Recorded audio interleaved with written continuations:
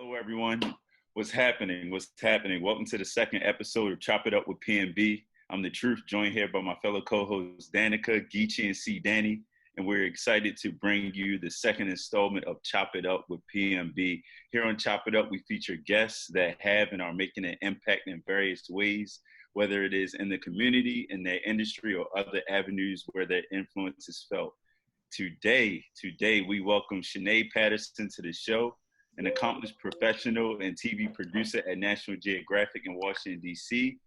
Outside of work, she loves to volunteer, travel, and take pictures, and especially read. Chanee's desire to support those in need and contribute to society led her to being the founder of her very own organization called Bring Your Own Book, or BYOB. BYOB is a platform for women to build open and honest discussion through vivid storytelling. And Chanee will get more into detail about what BYOB offers. Thanks for joining us, Chanee. So first things first, man, how's your quarantine treating you? I would say just like my outfit, up top I'm put together and down below I'm stressing. That is a mood, okay? It really is. So are y'all dressed like me with the top on but the shorts underneath, or? Exactly. Joggers. Right. Yeah, I have sweatpants today. Definitely have sweatpants on. That's the go-to. I got cookout pants on. I'm outside grilling right now, so. Okay. What we got on the grill? I'm smoking a brisket. Okay. Come on. You know he think he fancy now. He got this. I'm gonna say fancy. First of all, I've been cooking. Let's get it right. I know you've been cooking, but you just got this. It's the brisket part of it. Oh yeah, that's a little different. I couldn't do it on the other grill I had. You know what I mean? Yeah. The brisket's giving Iron Chef. It is. Hey, look. Hey, listen. Pull up. I got enough for everybody. Okay. How's everybody else doing? Danica, Caitlin, how y'all doing? It is day 10,386, and I'm still here. I can breathe. I'm not sick, thank the Lord. And yeah, same. It is what it is. It is what it is. But yeah. Are y'all ready to get into this? Because I'm excited. Yeah, go ahead, Caitlin. Okay. So just to kind of get us started, as Dathan said, we are interested first in getting to know you and BYOB. So if you could just give us a really quick overview of what it is, and then of course we'll dive into some questions about it a little bit later. Okay. It's a book club. I founded in October 2015, but it just gained traction about 2 years ago in 2018 when we accepted 18 new members. So right now we have, I would say, a total of 50 members, some in LA and some in DC. And a lot of people have been reaching out to start a New York chapter, but I'm not there yet because trying to manage 50 women monthly to meet and read a book, it's kind of hectic. But BYOB started originally because I was on Instagram and I was always asking for recommendations of what books everyone's reading. And people always left comments. So I was like, why not start a book club? So I reached out to all those people that always commented on my page and asked, would you like to start a book club? And we started with, I think, 15 members. And then from there, we lost some people, we gained some people. It took like 2 years for us to like build a steady pace with the reading monthly. But now here we are and it's been great.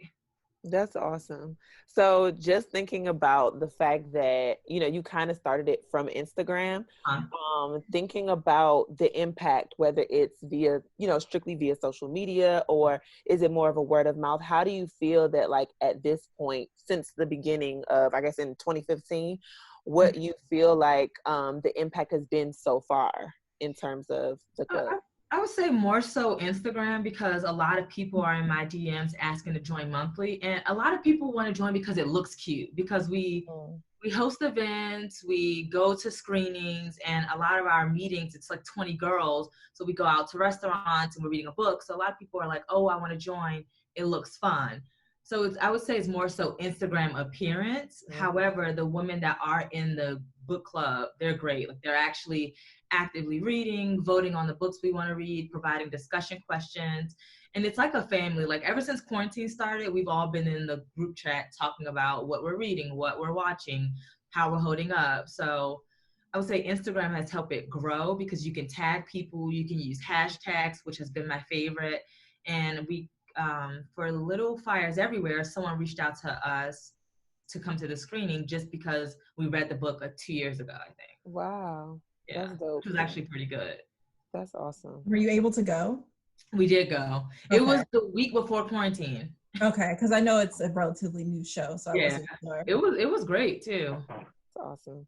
So When how I do think, you? Oh, go ahead. No, go ahead. Go. So how do you like vet the applicants? And I know you said a lot of people hit your DMs with the book of it, but like, how do you choose who gets invited or gets accepted into the organization? I would say the first round of people was all friends, even people I knew that didn't read, and that's why I would say that we only had 5 meetings in 1 year that year. So what I did was I was like, hey, you don't read, you're my friend, we can hang out, but you can't be in the book club anymore. So then we started adding more people. Like some people were like, hey, I just moved to the city. I would like to interact with more people.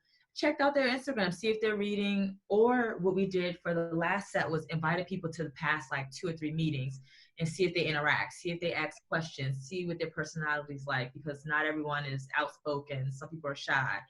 And then last year, the book club made them do a questionnaire. It was like a 10-question questionnaire, like, hey, how many books did you read? How many books would you like to read this year? What books are you interested in? Are you comfortable with meeting monthly? So I would say that was the best setup to get new members. But right now, I've just been adding people. Like they DM me, I'm like, hey, you seem cool. Come out to this meeting, see what it's like. We just added 4 more people in January. Yeah, I was about to say, man, I might have to join because I read, fun. but I don't like. Yeah. I don't have. There's no like rhyme or reason to it. I think after this, now we had our first virtual meeting last month, and we invited the author, and she came, and I'm like, okay, once quarantine is over, maybe I can also start a virtual book club, something separate from the physical members. But a lot of people from all over have been asking to join. I'm thinking about potentially starting a virtual book club too. Yeah. Cool. It's a lot. So there's a common thread between 3 of us on the call. Obviously, we went to VCU. So, you know, back in college days, we had all the assigned reading that most of us did not do. So I kind of want to talk about your passion for reading. You know, did you have it back then? Is it something that you developed post-college? You know, something you developed at an earlier age? I would say an earlier age. I've been reading since I was a kid. Like my mom would take me to the thrift store and we would get all the $1 books. And I would say my love for reading was up until college because I was assigned so many different books that I didn't care for. And then just having free range to just hang out, I didn't read as much. So when I graduated and I was taking the Metro, I started reading a book a week. So that's what made me start reading again. So you were on the Metro with the actual physical book. You weren't even doing like the ebook or whatever. Audio I don't really books. care for audiobooks. However, I am using Libby now. It's a library app that I download on my iPad, so you can borrow as many books as you want for free for 2 weeks. Yeah, I'll use that. Yeah. Dope. That's dope. It sounds like one of those situations where like it's just like riding a bike in terms of, you know, when people say that, you know, riding a bike is pretty simple, especially if you've done it before. It's like this muscle memory thing. So your love and passion for reading at an early age, you know, while at one point in time it kind of stopped because trust me, I understand. I was the type that did not read the books. I waited till the day before class and I got the audio book and listened to it and put on exactly and faked like I cared and got to class and was participating as best I could. But it just, again, like I said, like riding a bike, it became one of these things where like now that you have the space, the time, and I mean, I guess the energy to even do it again, it's like picking up and, you know, kind of starting where you left off in terms of your enjoyment of the books. That's awesome. That's real dope. Super, super dope. So when you think about the club and things like that, because another thing I think about when I think about clubs is going back to like elementary school when you were younger and everybody, at least the girls, wanted to start some sort of club, some sort of group, some sort of thing to like make everybody feel a part. When you think about the club and like sisterhood and things like that, is that something that you guys really push for? Is it just because there's a common interest? I know you mentioned that you guys kind of become a family, but, you know, do you have conversations outside of the books and just, you know, really almost, you know, act as advice givers to each other, or is it strictly, you know, book-based?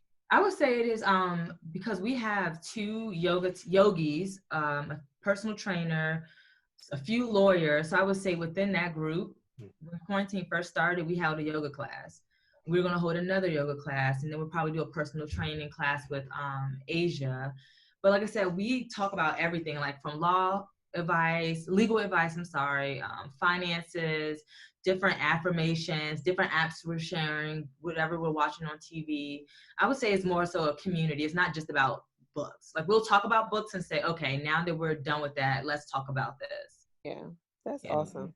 That's awesome. And it creates a network of people, you know what I mean? Where, you know, you have the opportunity to really talk about something or connect based on, you know, what it is you enjoy doing. But at the same time, you're able to kind of grow and build based on, you know, the fact that you are coming together due to that common thread. It's so fun. That's awesome. Because it's like, it's people that I don't know. I know some of the people. And then, like I said, a lot of people reached out to me on Instagram. So when they're coming to the meetings, I forget who I said, okay, come to this meeting. Like, so when they come, I'm like, oh, who are you? So just building those new relationships over the past year has been great.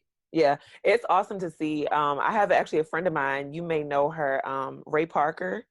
She went to she went to high school with me, and I saw that she was a part of the book club. And I was like, wow. Get it, girl. She does all the graphics for our book discussion questions. That's so dope. Yeah. She found me on Instagram because I didn't know her either. And then she met us at Half Smoke for a book club meeting. She had been in the book club for like 4 months. We had just never met. So when she came, it's like, oh, nice to meet you. So people are in the chat. People are writing on the book club page that we haven't met in person just yet. That's awesome. I know we were talking about just impact, right? So you're new to the area. This is like a great way to network and find ways to connect with people that you don't know. I've never been new to anywhere. Like, we went to school in Richmond. That was new, but I came right back home, and all my friends were still back here. You know what I mean? So I want to talk about, outside of just, you know, allowing new people to come to your group and start making those connections. Like, what are some of the impacts what are other impacts that you have seen since the start of the book club? We volunteer a lot. And well, we were supposed to volunteer this March, but quarantine happened. It was I think it's called The Right Fit. There's this other company that I think it's prom dresses and suits for, I guess, impoverished children. So we did that last year. We volunteered with Salvation Army for Christmas and Angel Tree program. And I'm hoping to start a Big Sister, Little Sister program. I just have to find time from work to take like one day off a month to read with the girls. I just haven't been able to establish that yet. And that's kind of what I wanted to talk about next. Just like, you know, obviously, how does the saying go? Like, train up a child, you know, the rest of it. Yeah. Like, you know, just the importance of getting kids at a younger age to actually start diving into books and just expand their knowledge. Like, I remember growing up, like, I was a big reader, and it really slowed down around the time y'all said, like, around college. But I remember I used to like reading books that were like, the setting was like in a foreign land. You know what I'm saying? Like, we didn't have the money to travel a whole lot, but reading those books kind of like helped me feel what it's like to be in India or Africa or in China or whatever. You know what I mean? Like, it just, huh? I said international geeks. Go ahead. You know, and then I was able to grow up and like go to places that I used to read about. You know what I mean? But I want to talk about that. You know, like, how do you, I guess, you know, how do you feel about that? I will say, reading these books and make me forget that people aren't on quarantine in the books. I'm reading, I'm like, all this excitement going on. I'm like, wait a minute, how are they out doing this? How are they out doing that? But I will say that with my niece, I've been trying to get her into reading, but you can't force a kid to do something that they're not interested in. So when we're out and she wants to buy a toy, I'm like, pick up this book and read it to me first before we can buy the toy. So she has to read the book to me in a checkout line before I purchase the toy. But I don't think she's retaining it. I don't think she's interested in books. How old is she? She's only 5. So she has a while, but she has her own interests right now. I'm just like, I just want her to be interested in books, like you said. I just think it takes you far with imagination. And it helps with like your language. Like, I have in my notes app, every type of word a word that I've never heard of, I'll write it down, define it, and try to use it in my daily language. Yeah, so I remember when I was a kid, man, I used to have the little card joint that, like, you read the book, you get the stamp, and you take it to like Pizza Hut. Book it. That was perfect. Yeah. Pizza Hut was amazing. Do they do that with kids still? I don't know if they actually, because I don't know if they track it the same way, you know. I think who's tracking it, the teachers or the parents? Because I'm sure my sister, she's tracking my nephew, The t-shirts. Well, back in the Okay. It was definitely. Yeah, it's not me. It's not me who's tracking anything. But I'm almost positive Kieran got one of those things to take to Pizza Hut, but I was like, sis, like, when did you read? Because it wasn't. no, my kids read. My Definitely. kids read a lot. Like, I'm fortunate. Like, my kids love to read, and I have like a bajillion books. Like it's great now because like they're able to read. Because well, Chaneé, you don't really have context, but I have a 9-year-old and an 11-year-old. So they're getting to the point where like chapter books are a thing. Okay. And like the same kind of like young adult books that I still like to read as an adult, they're now moving into that space where it's something that they can actually read and retain and maybe can start having conversations about. So I'm lucky in that sense that my kids actually like books. But I was also a real big book kid when I was growing up, and that's why like I see them and I go into their room like when they're supposed to be sleeping and like they're reading, and I'm like, you can't do that. My mom told me I was gonna be wearing glasses because I was reading that night. Yep, that's exactly what happened to me too. I wear glasses, and it's likely because I was reading at night with like the bathroom light on, like fucking 10 feet away from me. So you know, the crazy part is my mom was so serious with the reading stuff. Like even in the summertime, like we had to read and write a report before we used to go outside and play. Like my mother was like so serious with education coming up. So even then, like the whole reading at nighttime with the lights off, it's like, bro, I have to write a report. Like you making me do this. I got to get the reading done. You know what I'm saying? Yeah. So that's funny. I'm sorry, Chaneé, go ahead. I was just saying, no one in my family reads. Like growing up, when I was reading, like they would call me a geek or a nerd or why are you doing that or that's weird. I'm like, this is fun.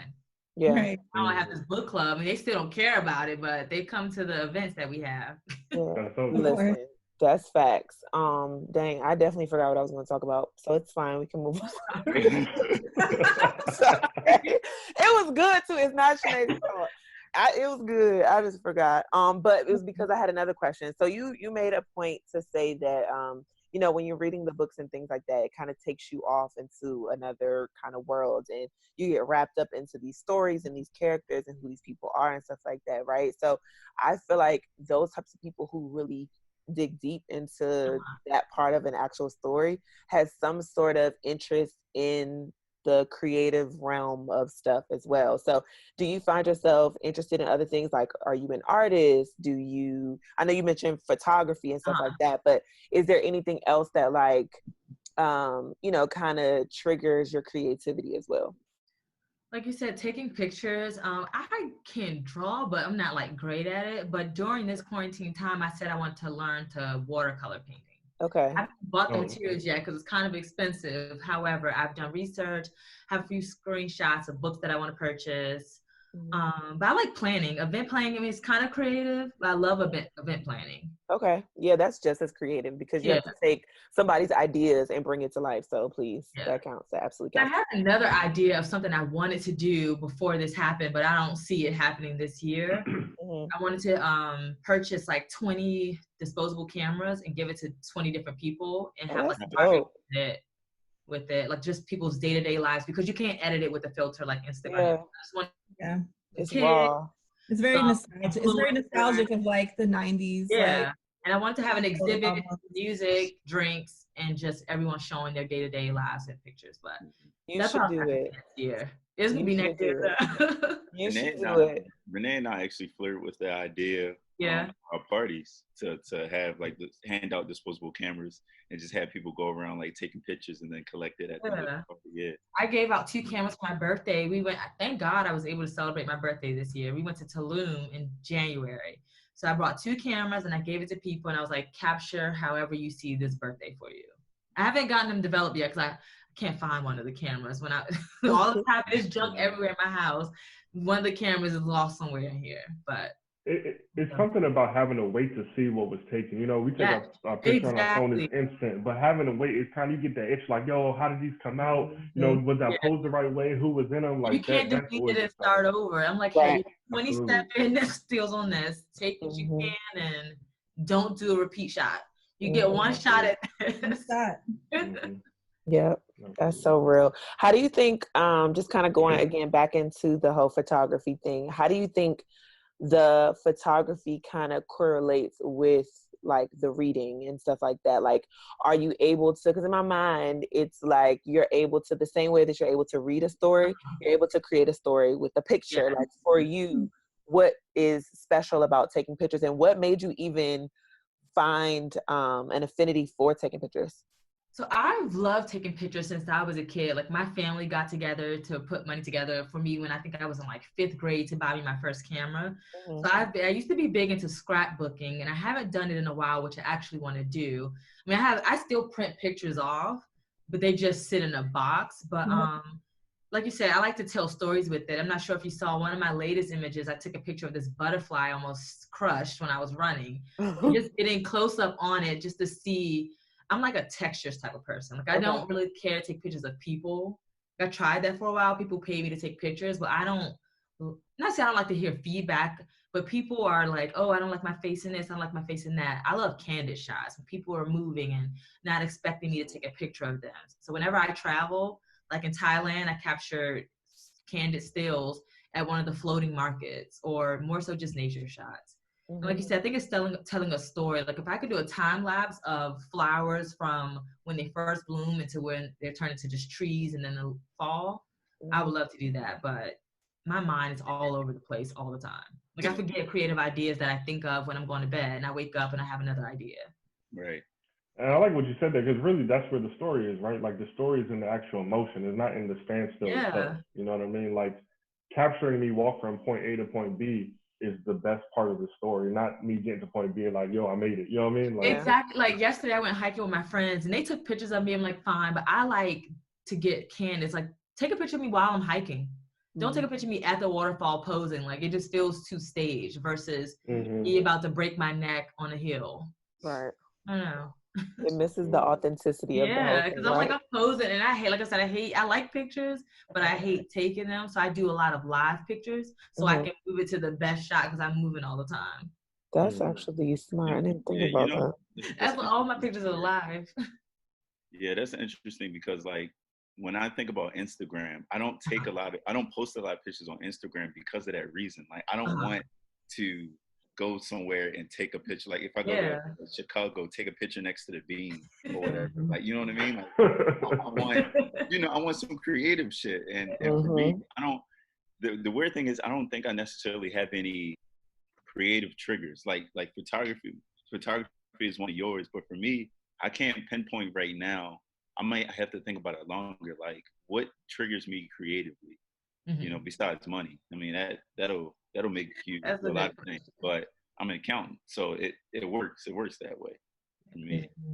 I don't know. Kia texted me one time. She was like, my cousin thinks you take pictures of anything and make it look okay. Like I took a picture of some matches in a box. Like, I don't know. I just like details, like the wood on the match. Just like, I don't know. My shots are basic. Like if you look at my phone, I have a folder called lights. I take pictures of light fixtures at every place I go. It's just weird. I don't know. Just have an eye for different things. That's awesome though, because you can find interest in anything. You can find beauty in anything. And I think like, to me, that's the key to really finding the beauty in everything is the key to, really being able to appreciate the things around you, you know what I mean? As opposed to, looking at things negatively, because a lot of times people can spend a lot more time thinking about the shoulda, woulda, couldas as opposed to what is clearly here and available to you in those inanimate, seemingly minuscule objects, you know what I mean? Yeah, so when I travel with my friends, we have to make a point because I'm everyone's photographer. I'm like, hey, when we get there, 15, 20 minutes of pictures, the rest of the time, enjoy what we're here to see. Yeah. Right. Because it gets ridiculous. We have 5 people in line for me to take their picture. That's hilarious. Well, you got to take like 10 different shots to get the perfect no. one. I have a friend angles, baby. 50 shots. Okay. That's funny. Women love our angles, so we can't. Yeah. But then when it's my turn, I'm like, I wish I could take my own pictures. Because of course they get you out the way and they don't even do what you want. My girl did the same way, bro. Your ankles cut out. I'm like, come on. I take the best pictures of her. I'd be like, yo, just give me one good time, please, yo. All the pictures is trash. You ain't even hit the little joint to focus. I'm like, yo, why you always set me up like this? Like, I feel like it's intentional. Or it's all close-ups. Like, well, what about everything that's behind me? Right. Well, speaking of, I'm about to do a hell of a transition. Speaking of beauty, let's talk about women real quick. I know that you felt that? You felt that?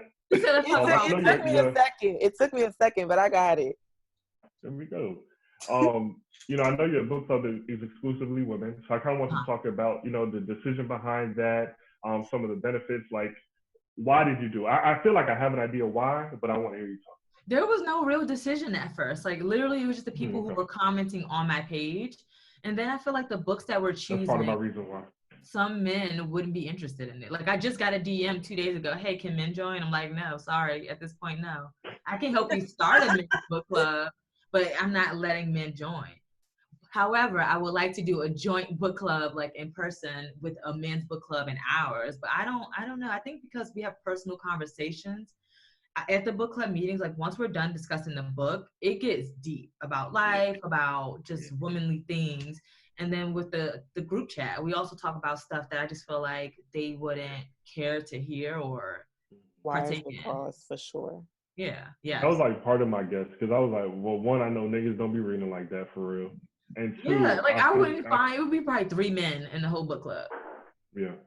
That's unfortunate. I feel like that's even like that was me being modest. One of my this dude went to school with. He tweeted maybe like 2 or 3 weeks ago. He was like, who would be interested in starting an all men's book club? And I saw a bunch of guys like Brandon. Brandon, yeah, okay. I wrote him back. I was like, hey, here's some book suggestions for y'all. So I'm gonna hit him up. I want to hit him up to see where's the follow through with it, because I know, like I said, I saw a bunch of people comment and say they're interested, but just like men do, we let things fall by. Is it curated out of boredom or the actual want to? Well, I know he's a reader.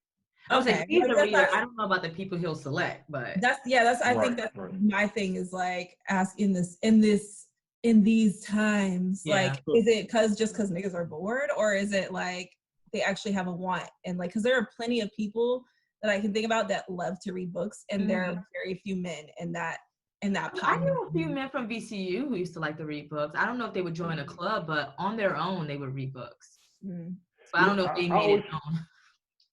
I always try to look at things like both ways. I always say that people might do things for clout or for recognition, but there's also some good that comes out of it. So so if I join a book club because it looks cool, or I want to be part of this society or whatever, as long as I'm reading the books, there's some benefit to that, And plus, I don't knock everyone who does it, because my friend, she didn't read, and that's why she wanted to join. She's like, I want to read more, and she's reading more books a month than she was reading in a year. So I don't knock everyone that just says it looks fun. Yeah. But there's some people that just like don't care to read. Right. No, you ain't one of them. Mm-hmm. You was really looking for more Instagram followers. You're looking for the turn up, and word. But that's the thing. I think you made the point earlier about the app Libby. Like for me, I don't ingest books anymore by reading them. I usually you listen to audio book, and listening to them. I usually, if I'm not listening to like the podcast or music in my car, most of the time I'm listening to a book. That's how I get through. I got through Becoming by Michelle Obama like that, even though it was like 16 or 17 hours long. Just listening to the author or whoever is narrating the story actually narrate it, like, it just does something for me. And also it helps me remember it better, because it's like they kind of put that music to the words, you have that sound to the words, and it just helps me remember things better. I didn't have a good experience with my first audiobook. It was Gabrielle Union, and she read it. I mean, my voice isn't like high pitched enough, but she read it in a monotone voice for 7 hours. And I listened to it in one day, and I vowed to never listen to another audiobook. You need a good narrator. That's it's really just like you're betting on something. Like I would rather just I'm more of like a physical book person. Like having ebooks is great. Like I think especially like the accessibility, but I like to actually like have a book, be able to flip the pages, like do all of that, but also just like imagining, because I've just not ever like partake in audiobook, because I don't want to listen. What if this person's monotone the whole time? Right. What if the inflections are weird? What if it's not what you would imagine it to be? Or I hated it. there's so many factors. Like, I feel like it takes out, and not to say, like, obviously Becoming is a biography, autobiography. Like, I understand that, but like in any of these, especially like fiction like style books, like it takes out, in my opinion, like some of the imagination of it. Yeah. So it just like, And honestly, the books that I do like that are audiobooks, I've actually gone back and bought them like hard copy, just so you know they're very interesting listening to them, and then I'll go back and like study the sections or look more deeper into like, okay, what did they really mean by that, and then I'll take notes and different things like that. I think that's how I approach it, because for me, as y'all know, like doing a million things a minute, having to decide which books to read, it's kind of hard. There's an argument for everything, so for me, I'll just, all right, if I like listening to it, then I'll go forward with reading it. If I don't like listening to it, then I'll just be like, all right, I'll come back to it, type of deal. So you don't I found myself trying to not to say you don't finish some books. I don't finish some books. I can't do that. Even if I hate it, I have to finish it. Man, there's some books. I remember this book back in the day. I think it was by John Grisham, called Bleachers. I got into it, and I love John Grisham books, but I couldn't, like, comparing that to his other book, like one of my favorite books, Street Lawyer. Comparing that to Street Lawyer, I was just like, man, this is. I just stopped it because I didn't want to be disappointed, So, yeah. I found myself trying to listen to audiobooks too, but it got hard, especially doing that at a desk. Like, I could listen to a podcast on my desk because you can kind of like zone in and out, and you're just listening kind of just for background noise. But my first one that I got, it was Damon Young, who's one of the founders of Very Smart Brothers. He has a book called What Doesn't Kill You Makes You Blacker. And mind you, I love his writing. I've read some other of his work, but I never heard him talk before. So I bought the audiobook. I have the hard copy book. Well, let me get the audiobook so I can start it at work. Man, and I started listening to his voice and him reading back his work. I'm like, bro, I do not want to listen to him read this back. Like, let me just go straight to the hard copy. Yeah. It definitely took away from the experience for sure. Yeah. Well, I don't know. Like I said, I've had to use audiobooks for college. I tried reading, I forget what book it was, on a bus ride to New York, and the problem with the audiobooks for me is that I fall asleep. Like for me, it's one of those situations where like it is now the noise that will help me go to bed. And it's not for me. And I think, again, with the tangibility of an actual book, like Danica was saying, being able to turn the pages, being able to dog ear the pages, if I want to get me a cute bookmark or something like that, like all of those different, little parts of actually reading a book is. And even just like the literary elements, like symbolism, like certain metaphors, it's just not going to fall the same way, like hearing it out loud rather than like seeing the words actually what they are and being able to create that vision in your mind to understand better like what they're alluding to or what may be happening, some foreshadowing, all that kind of stuff. Like, I just can't. Audiobooks is not for me. Right. Well, I have one other question, just kind of stemming back on, the book club being strictly for women. So we think about this idea of women's empowerment, right? And how everybody has a women's empowerment this, women's empowerment that, whether it's a group or a conference or a collection of quotes by women and, all those different things. In some cases, it's become just like a popular like concept and idea. When in actuality, it's full of like people who aren't as genuine as they, really try to portray themselves to be. There's a level of inauthenticity. There we go. That's the word. But yeah, so like, how do you feel about that and like determining, when it comes to not necessarily picking and choosing the people that are a part, but just thinking in general about that women's empowerment thing? Where do you think, that level of authenticity. Well, I keep trying to say that word. Like, where do you think it stems from?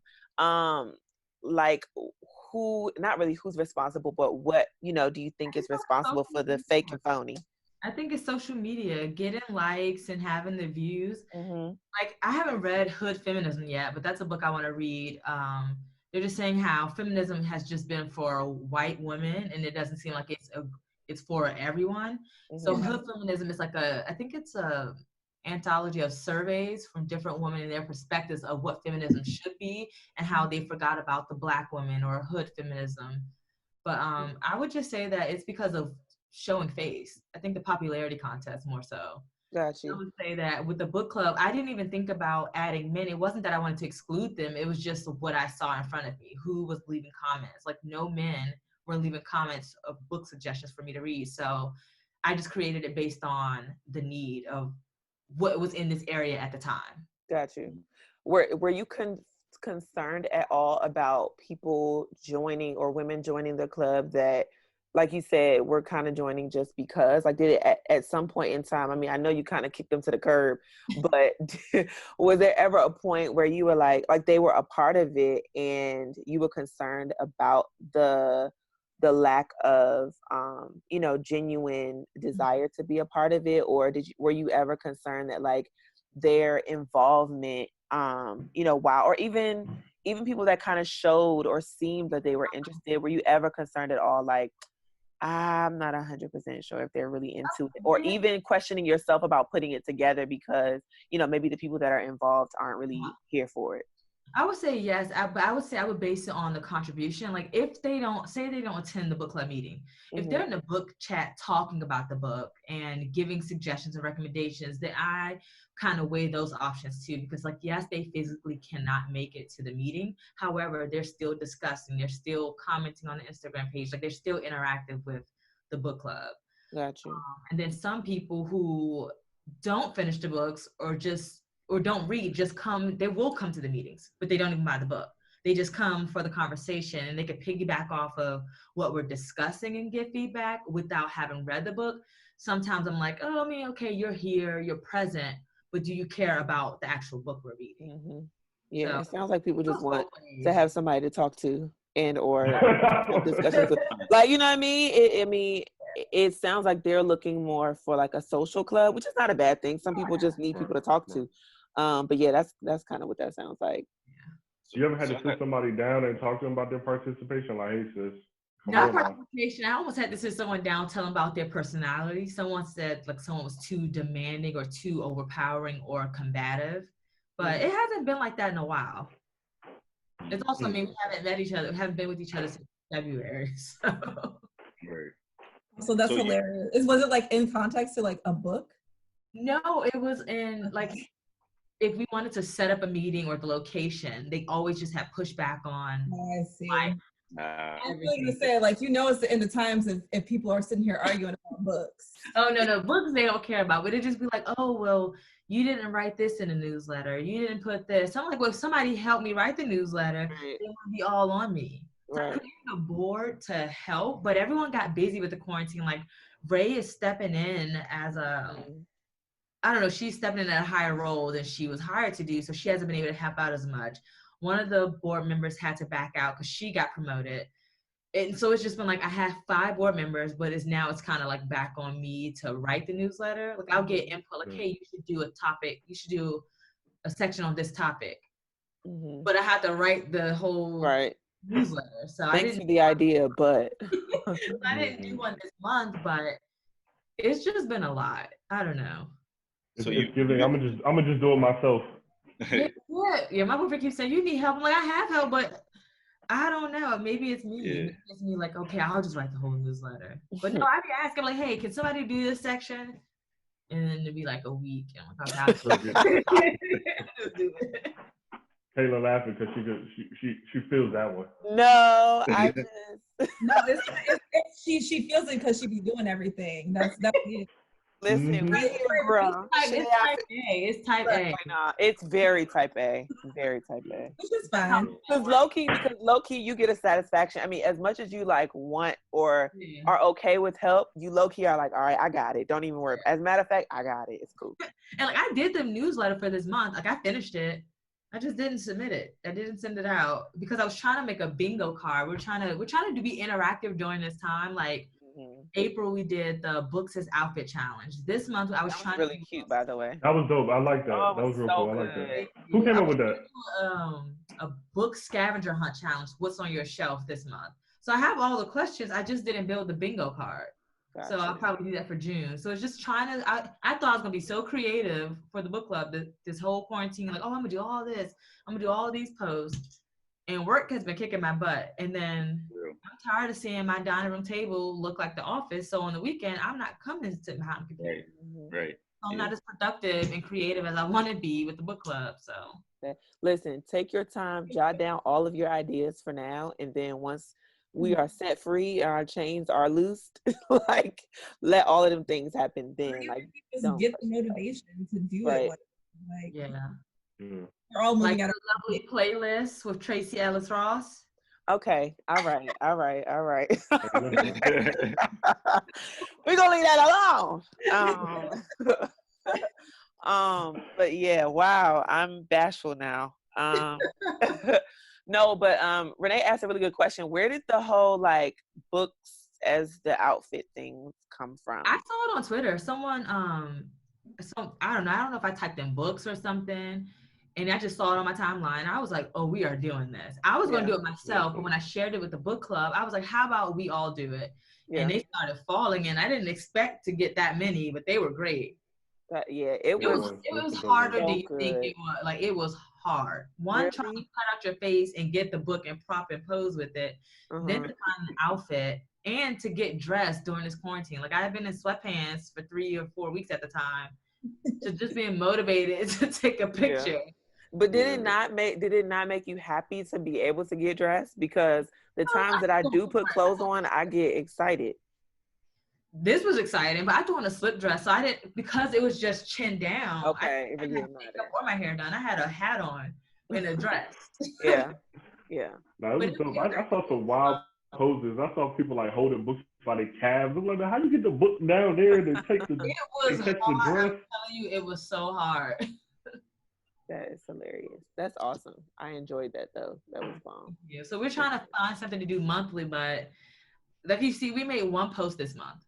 It was just about the book. I just made another post just now, but I don't know. I'm just not as motivated. We're reading and we're talking in the group chat, but I haven't been motivated to post on Instagram. Yeah. When you think about, being, because I guess pulling up the, or finding out, about the book to outfit, post on Twitter. I mean, clearly you were inspired by the post on Twitter or whatever. But when you think of like inspiration and people that inspire you and women in particular, who would you name as, that person or people that inspire you? And they can be alive, passed on, celebrities, not celebrities. Who would you say? Give us like 3. Oh shoot, I had one off the top of my head. Give us 3. You know Elaine Welteroth? Yeah, she just got married. Yes, her wedding was beautiful too, like the aesthetic of it. But I would say I am newly exposed to her after reading her book, and she would be, I would say, number 1 right now, just because I thought that I wanted to work or be the editor-in-chief of a fashion magazine. When I was at VCU, because they didn't have like that program, that's the route I thought I wanted to take. So just reading her words, I felt like her words it wasn't just for creative people. If you wanted to be an accountant, if you wanted to be a doctor, I think that it was just inspiring to just do what you wanted to do. And she said, knowing what you don't want to do is just as important. So I was like, trying all these different things and seeing that it didn't work for me, at least I tried it and saw that it didn't work. That's really good. Yeah, that's one book I really wanted to read. She's bomb. That book is great. I really want to read it because, like you, I knew since I was like 13, 14 that I wanted to write and or become an editor of a magazine. So yeah, we're there on it. All right, number 2. Who else? I know you. Come on. I'm just gonna say this. This is gonna sound cliche. I'm gonna say Beyonce, just because Period. Because of her time. Look at Renee. Somebody asked me, how do I see her as a performer? And I'm not just talking about singing. She puts on a show. Like, it's just super creative. And she's dedicated, and it is hard work. Like, if you go to a concert, you just see all the work and like, I work in television. Just the production and knowing what goes into that, it's just a round of applause for her work. Like, it's just great. And I'm only going to say Michelle Obama just because I just watched Becoming. How did you like it? I mean, we read the book 2018. So just reading the book and then watching the documentary, I could relive some of the stories that I heard throughout or read throughout the book. I would just say it's inspiring. Like, people say or talk about Obama, and I think that she didn't come from like an underserved neighborhood or anything, but she came from like a working class family. So to see where she's come thus far without Barack, like, she was a lawyer, like, just, I don't know, she was just super inspiring. However, I will say that I wish she was more candid as a person, like, about her real feelings about things. I feel like she's always politically correct. I don't think that she gives an open and honest digest of what she feels on a day-to-day. Yeah, but do you think people will be ready for that? Like, honestly. I'm ready for it. No one's ready for anything. That's true. We as Black women are ready for it, but yeah, I'm ready for it. Yeah. From a Black woman, for everybody else, nobody else is ready for it. Yeah. And I think, to be quite honest, I feel like that is the issue. Like, that's why she doesn't, because she knows that, unfortunately, we as Black women are in the minority. And so we'll be like, yes, girl, we get it.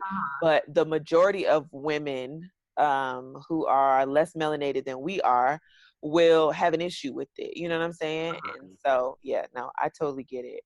But those are really good. And those people, when they think about Black women, that's probably one of the first names they think about, Michelle Obama. So she is the gold standard. Right. So she has to hold it together for everybody. So that's why y'all are here to talk y'all shit. So she don't have to. Yeah, I just wanted, when I read the book, I was like, okay, but how did you really feel? Yeah. Like, that's what I wanted to ask her. Yeah. Yeah. Well, go ahead.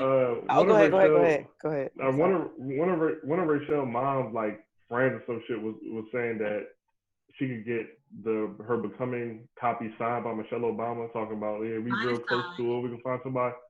Man, that motherfucking book still sitting right there, man. That joint did not get signed. We still waiting. You got your sign? Signed copy. Go, girl. Like, in person? No, I wasn't there. Someone got it signed for me. Okay. I don't know if I could say his job. I just say he works closely next to her, and he got it signed for me. That's right. That's right. Well, speaking of your real feelings, and our sharing our real feelings, we talked before we started recording. It's nothing crazy. But we talked about an episode that we recorded not too long ago. I forget the number. But Dear Sweet Dathan said that women typically get dressed for men, and you said, listen, I want to stop before we get started and acknowledge the fact that that is not true. So, as Renee said, talk, sis.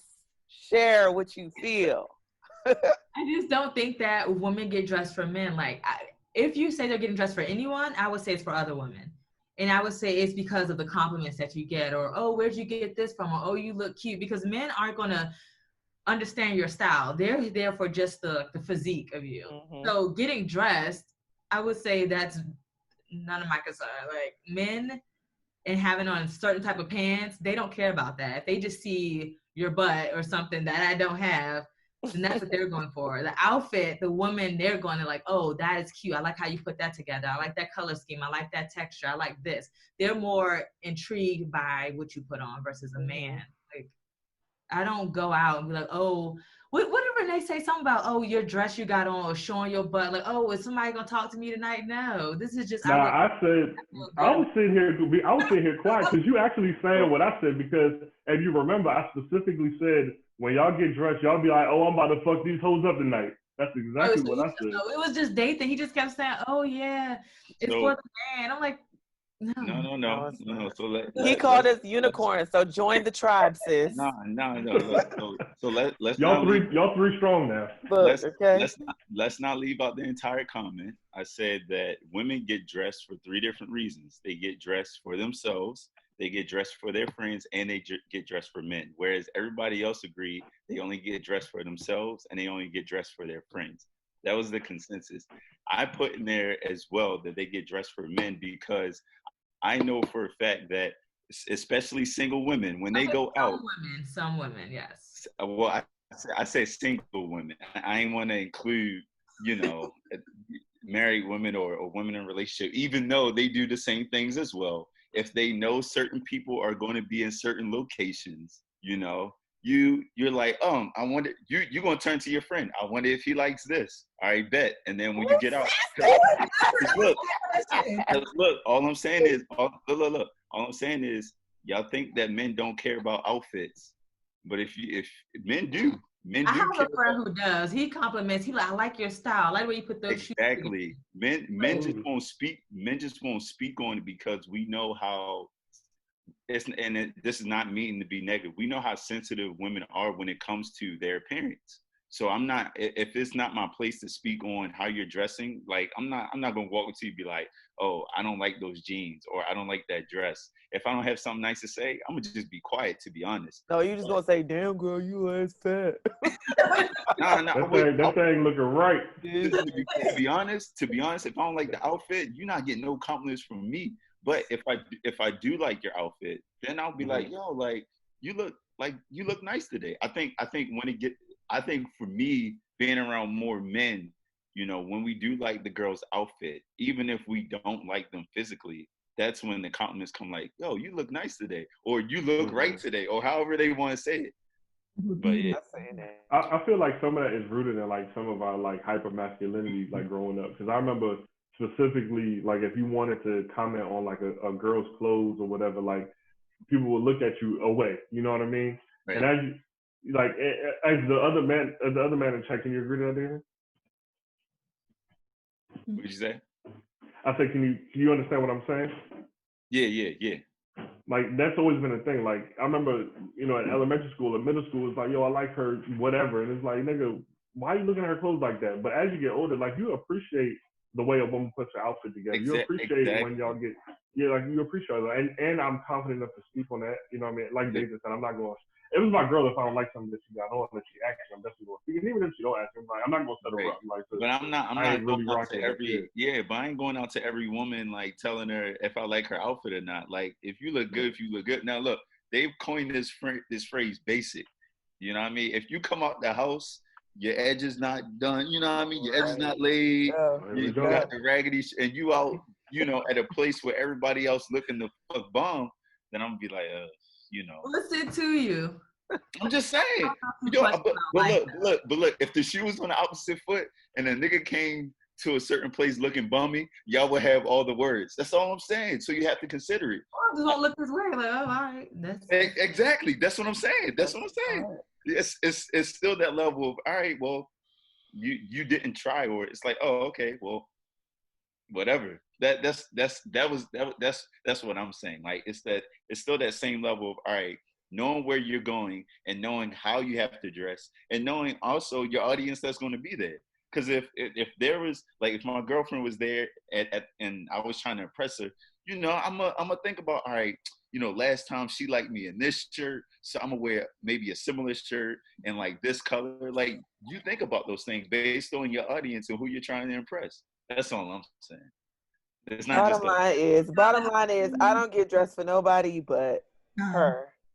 Yes. Yeah, I mean, there have been many times that I've walked out the house that I did not get approval. And I'm telling you right now, like, as long as I feel good, like that's no doubt. You still standing next to me, whether you look bad compared to but then also you probably got approval from other men too. So it is what it is.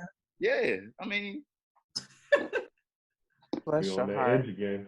We on that. We towing that edge again. I love it, man. Nah, I'm just saying, like, realistically speaking, you dress for your audience, whether that's you, your friends, or your audience also includes the people who you don't consider your audience, because you're in their environment as well.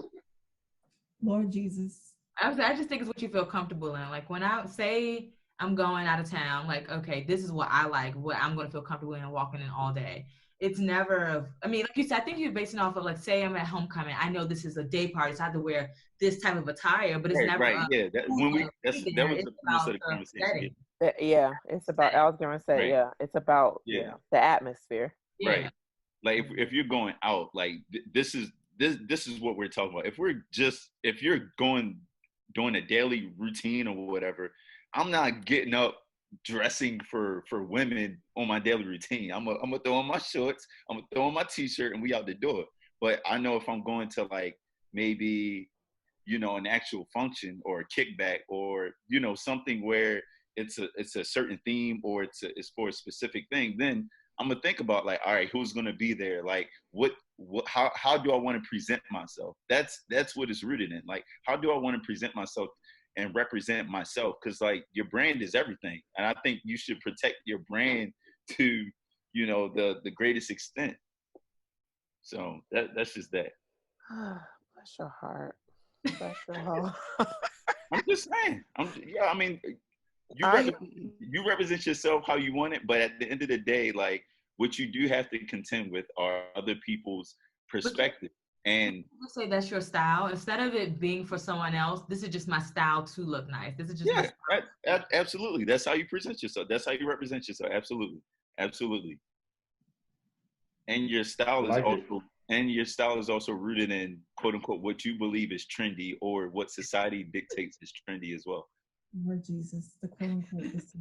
Just saying. I like it. I'm crying. All right. Are we gonna wrap with the game before we? Yeah, let's do it. Let's get okay. on the game. We jumping into the game? Nobody had no more questions.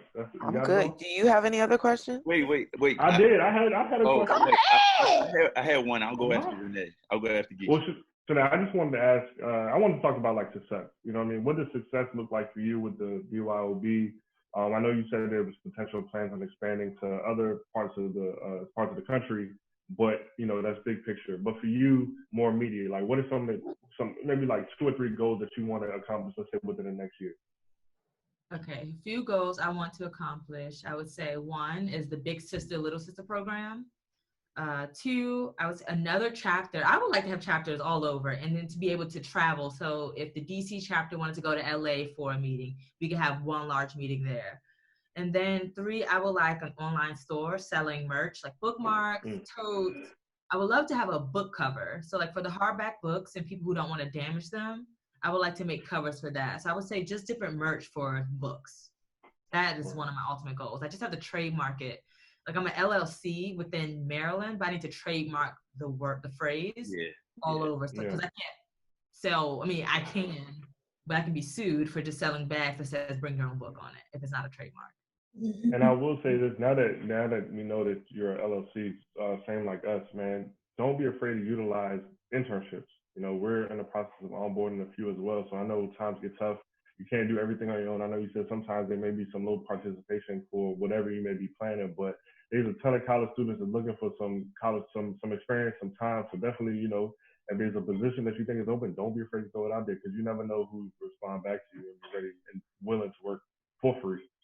I never thought about that. The only reason I never thought about that is because at my job, we can't even use the word internships because they put them to work so much that they're like, okay, no internships, because they should be paid for this type of work. So I haven't even thought about internships because it's a delirious. Well, we know you ain't gonna slave them. So. Yeah. Mm-hmm. But now go ahead, Caitlin. Get into your ready. I'll save my question. No, go ahead. Do your question now, so we can do the games last. Well, real quick, you mentioned earlier about like some of your members of your book club may be shy or not as outspoken. So how do you grade or measure like their participation if they're not as active in the chat or if they're not as outspoken in the meetings? Like, how do you measure like their inclusion and involvement in the meetings?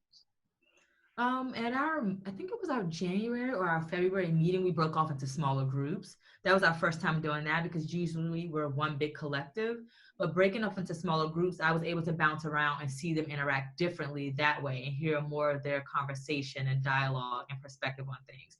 So some people did not like having it separate or small like that, whereas I could see a quieter person shine within that setting. Mm-hmm. Otherwise, they'll talk in the group chat. It'll be here and there, but that was a new person.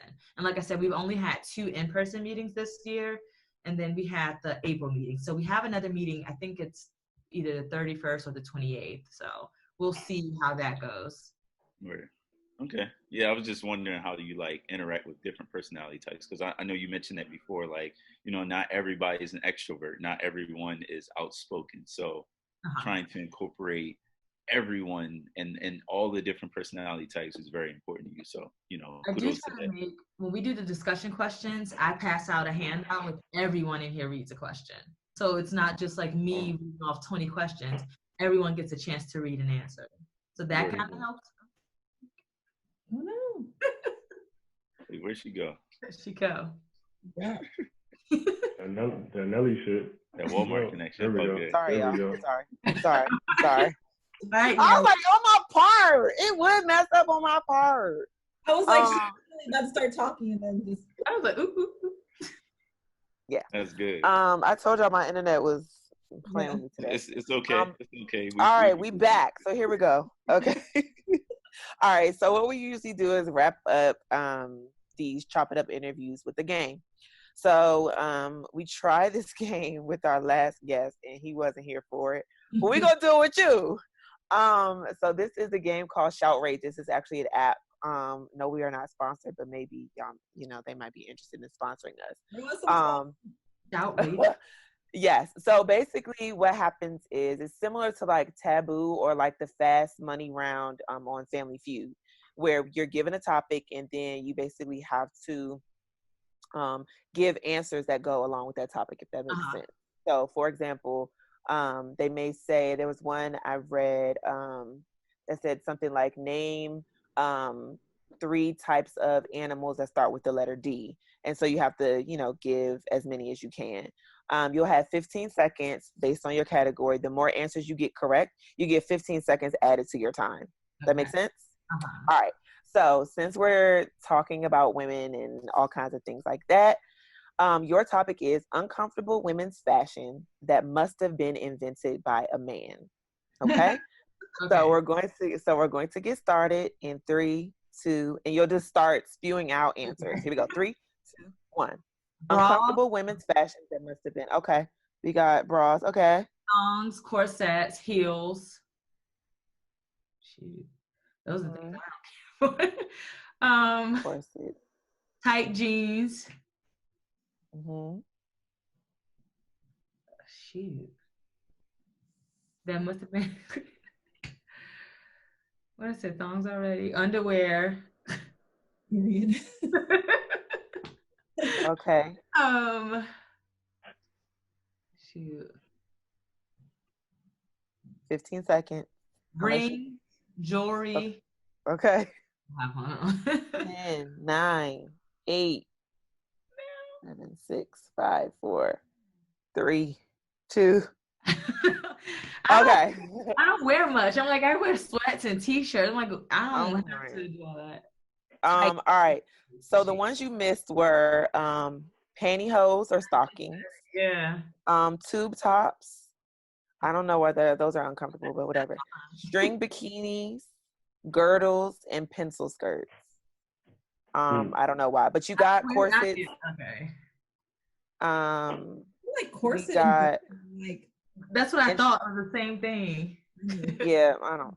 Listen, I'll give it to you because I took strapless dress off. So, I mean, because I accidentally put strapless dress, so we'll give you girdles. It's fine. So, corsets, push-up bras, thongs, stiletto heels, and girdles will we give you. So, that was good. You did it. That was. You did much better than our last guest. Our last guest, he got like a 0. He was like, I did. Like what? Yeah, you missed all them joints. Yeah. Shout out to Anthony though. Yes. Well, thank you. I need to download that. Yes, it's called Shoutrageous. I actually saw the ladies of the talk show The Real used it and they played the game. But yes, it's called Shoutrageous.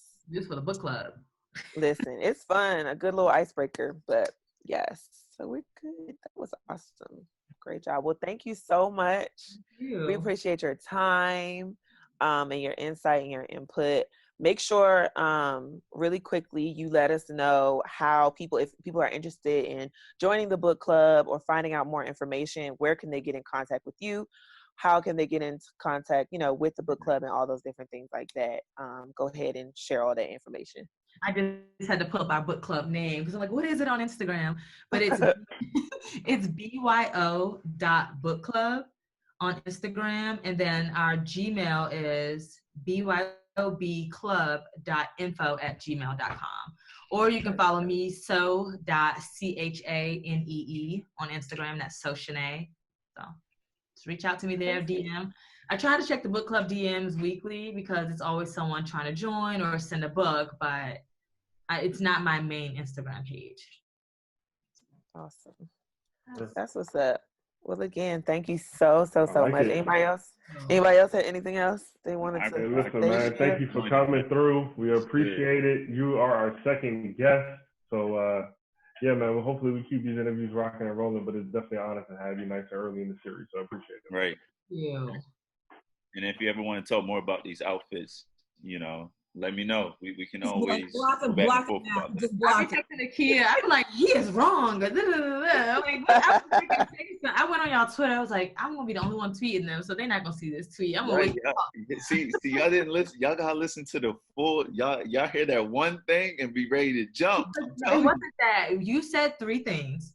The first 2, you were like, it was like a statement. The third one, you like hound on, like you were just like, you attacked that one. So that's because I knew it was going to get the backlash. I already knew it. I had to stand 10 toes down. You feel me? All right, 10 toes wrong. Oh. You get dressed for one. That's what it meant. Hey, real quick before we go, man, I asked this to our last guest. Since you've been on quarantine, man, what is your go-to snack? Well, I made a yellow cake with chocolate icing and I ate the whole cake in 2 days. Come on. Come on. What else I've been eating everything. That's the problem. I run every day and I eat the same amount of calories when I get back in the house. So whatever is in sight has been my At least, look, sis, at least you're running. Like, I just eat the same snacks of like the calories that I should be consuming and don't do no exercise. So it's okay. Run from the bedroom to the kitchen. I'm not even a run. It's a real slow saunter.